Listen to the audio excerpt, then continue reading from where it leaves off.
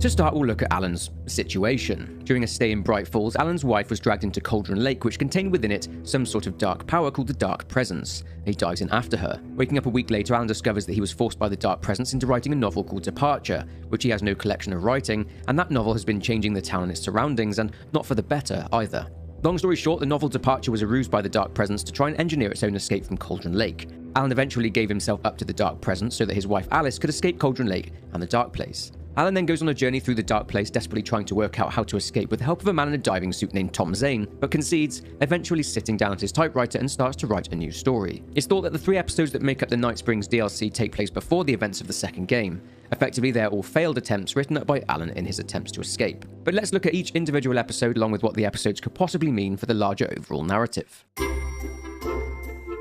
In the town of Night Springs, a waitress is freshening up in the restroom of Night's Diner. She is giving herself a pep talk and talking about an unnamed writer. She's clearly a big fan of this writer. She sees this writer as her destiny and says that she doesn't mind how that destiny arrives, only that it eventually does. Leaving the restroom, the waitress heads into the diner and fills up her customers' mugs with coffee, offering them advice on their problems and concerns in life. One customer wants a good book recommendation, so the waitress recommends a book written by the writer. Heading to the back to get it, the bass on the wall speaks to her, and it's the voice of her darling writer. He says that he needs help, and that only his #1 fan can save him. So the waitress, with a nifty and heavily stocked armory in the kitchen, because why not, arms up and leaves the diner, cheered on by her loyal patrons, and running down the street, positive messages are displayed all over. In the boatyard, the waitress speaks with someone who looks just like her writer. He says that he's the writer's estranged twin brother, and he seems to harbour a lot of ill feeling towards his brother. The man explains that he locked the writer somewhere that the waitress will never find him. He explains that he has an army of people who hate the writer, critics.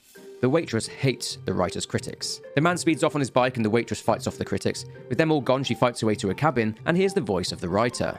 However, she's been tricked. It's the bad boy. It seems that the bad boy had subjected the writer to some light torture. Speaking with him, he says that he feels overshadowed by his brother. The waitress scolds the man until the man gives in and says that he never had the writer, that he was just keeping the waitress occupied whilst his friends storm the writer's mansion. The man speeds off again. Following the flaming tire tracks, the waitress spots a deer. I knew you, my #1 fan, would never fall victim to my twisted brother's lies. His hatred for me is as inexplicable as the sunrise, and just as fiery. But I knew your heart would never waver. You're the only one who can save me. I believe in you. Arriving at the mansion with an even stronger sense of purpose and determination, the waitress finds the man sitting at the entrance. A fight breaks out between the two, with the man throwing various hazards at the waitress, including his wolf pack. Eventually, she defeats the man but refuses to kill him. After some self-reflection, the man realizes that he hates himself and not his brother. Storming the mansion, the waitress kills the attacking critics and she enters the writer's room.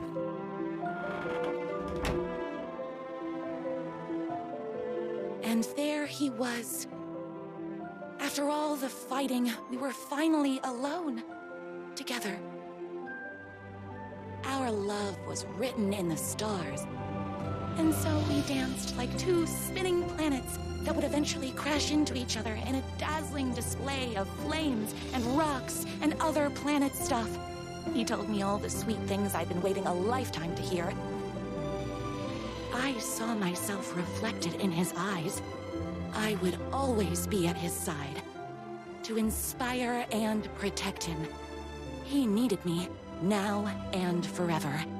After all, I am his #1 fan. Alright, so although this waitress's name isn't mentioned, it's pretty clear that the waitress is based on Rose Marigold, the waitress who works at the Oh Dear Diner and the Valhalla nursing home. Since there are no manuscript pages to collect, we have to come to our own conclusions. Alan, of course, knew of Rose's affection for him and her devotion to him, so it's likely that he wrote this episode and focused on Rose's determination to save him should his life be in danger. The world it's set in is pretty much Bright Falls and its surrounding forest, and everything is seen through the perspective of Rose. By that I mean there's a pink, whimsical element and a 50s style to it. Rose is seen as guru-like, offering advice up to her patrons. From motivation to dating advice, she calls herself the protector of Night Springs. The bad boy is obviously based on Mr. Scratch, who wants to kill his more successful twin brother, who is Alan, of course. The critics attacking are the Taken, who of course are the puppets of the Dark Presence. And then there's the mansion. The writer, Alan, supposedly has a mansion, which in the base game is the Valhalla nursing home, but used to be the home of Tom Zane. A note sits on a table outlining ideas for books, one of those ideas strikingly similar to this Night Springs episode. This was one attempt by Alan to write himself an escape from the dark place, but this did not work. Another of Alan's attempts sees a red-haired woman arriving at a place called Coffee World. She mentions her brother and an agency that doesn't want anyone knowing more than what they see. She mentions that her brother had been taken, and that this agency has been chasing her for years. Joined by a strange and otherworldly companion which provides help, the sibling gains access to the park and dark, mysterious figures stand around. The sibling comes across a sheriff standing in the light, telling the sibling that the figures don't like the light. He says that the government has been putting something in the coffee and turning people into coffee monsters. The sibling thinks that this may be the same government agency that has been chasing her, and the sheriff calls this deep state science. The sheriff gives the sibling a gun and flashlight and tells her to check out a warehouse, but he mentions something important.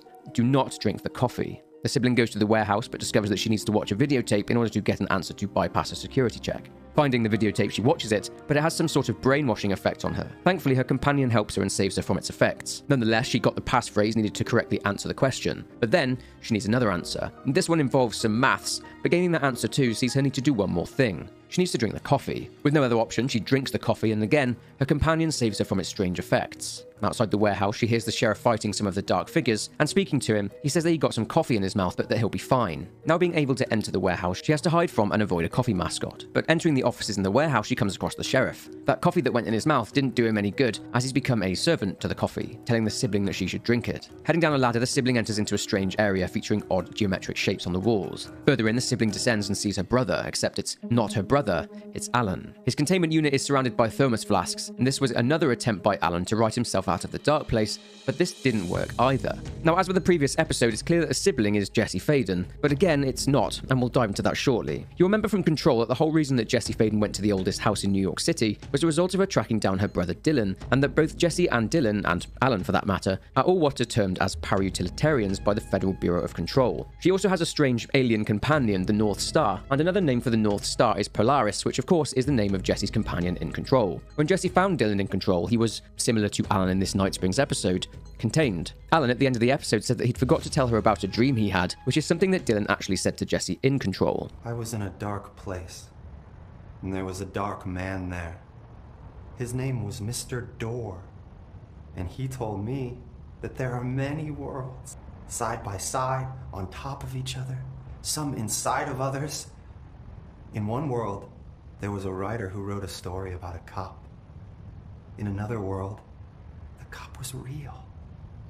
Door said he himself was in all of them at the same time, endlessly shifting between them. As for the coffee, well, it's a new blend called Dark as the Void. It's based around strange triangles. As for its makeup, well, it could be that the water being used to brew the coffee comes from Cauldron Lake, and could be why people are turning into, as the sheriff puts it, coffee monsters. The weirdness around the coffee is noted as being something called the Percolation, a cult called the Dark Triangle Movement. Similar to how the cult of the tree left stashes around Bright Falls and Watery, the Percolation are doing the same thing here. If a sibling opens these stashes prior to drinking the coffee, then these symbols won't make any sense. However, after drinking the coffee, they show creepy messages. It could be that the Dark Triangle movement worship coffee, and we all know how much Sam Lake loves his coffee. Now, the thing about the Dark Triangles is also significant, as we saw the Koskela brothers drawing these triangles too. They saw the Dark Triangle that made up part of the FBC, and two triangles stacked on top of each other made up the symbol for the Cult of the Tree, and the board in Control is seen as a dark upside-down triangle. Alan is basically referred to by this cult as the Mug. This note explains him being locked behind a door.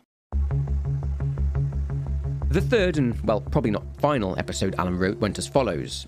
Warning, this one gets pretty wacky. Actor Shawn Ashmore is shooting a scene for a video game about a multiverse for Poison Pill Entertainment, and the FMV video game is called Timebreaker. They cut, and the director, Sam Lake, wishes to speak with the actor. He thinks they can make the story crazier. He explains about the actor's character that he's a multiversal agent, and that he has a gadget called a Polyhedron Reality Shifter, or a PRS, that can help him travel to different realities after it's been charged by a Shifter Energy Node, or an SEN. After their chat, the actor heads towards his dressing room and hears a sound.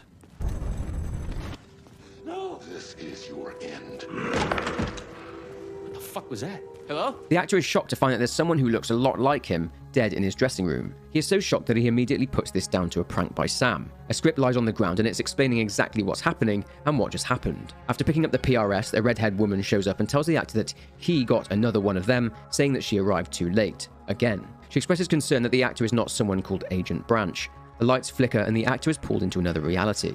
He ends up in the forest. He He hears an echo. It's another version of himself, frantically saying that he needs to hide some energy away from a trailer. He eventually comes across the energy node and charges the PRS, and he hears Door coming for him. Running back to the trailer, seeing another version of himself dead, the actor uses the PRS next to the TV and rides the vortex to another reality, this time to the Ocean View Motel. The actor sees flashes of Wall and Door and has to make his way through various doors, shifting through otherworldly realities to firstly find the energy node and then to use the PRS on the TV in order to travel to yet another reality. But the actor finds that something is different. His thoughts are different. They are flowing freely. He's at the Ripple Effect Corporation, the people who made the PRS device. He feels the echoes of the other versions of himself that made it there. He sees and speaks with the red-headed woman. She explains that Door pulled him away beforehand, and she also explains that real and not real exist side by side in the multiverse, that in one reality they are not even real because they are simply characters in a video game. Then, the woman explains about Door. Why is he after me?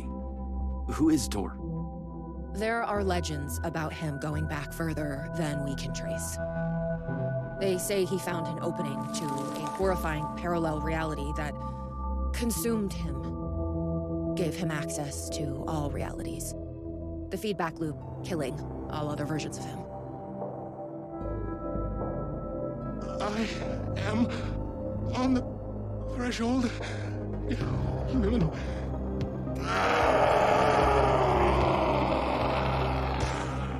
Door everywhere. We don't know why, but he sees the versions of you as a threat. He's killing them, bringing them back as time breakers. We thought he was after Branch. Now I'm thinking he's been after you. Learn your lines. Played apart. The master of many worlds. We came through the door. All right. What can I do? He must be stopped. He leaves dead realities in his wake, and he is only picking up speed. I'm just an actor. You could have fooled me. You travel through realities with greater accuracy than anyone I've ever seen. Beyond Door, even. You picked it up just like that. Finding the place that made him may be the key to killing him. That was our theory. But we can never find it. Maybe you can. Was there something between you and Branch? What you think you are feeling is just an echo. Some other version of us in some other lifetime. But maybe... You'll come back for me? Maybe. Wish me luck. Luck is just an echo of an event carried over from another reality. I was an REC agent. This was my mission now. I focused on him. The darkness, the entropy, Door. The master of many worlds. The actor, after fighting many time breakers who had been sent by Door to kill the actor, then travels via the vortex and ends up in a desert. He's at the edge of the multiverse, a dark place that is being held together by some pale words on a dark page. Moving towards the light, the actor finds another energy node, and fighting more time breakers, the actor heads towards a glow in the distance, towards the TV, and he travels via the vortex again. Entering into another reality, he's in a reality now where words exist and nothing else. The actor finds himself in a dark void. Trying to focus on something, the actor remembers his mission. He can either focus on the master of many worlds, or he can attempt to try and go back to the red-headed woman. Whatever he chooses, the actor obtains either a spiral pendant or a branch from the Tree of Life, and uses either of these things to gain access to a door. Opening the door, the actor comes face to face with the master of many worlds. But he hasn't. The actor has taken a wrong turn. It's not the master of many worlds. It's Alan Wake, sat at his typewriter in his writer's room. This was another failed attempt by Alan to write his way out of the dark place.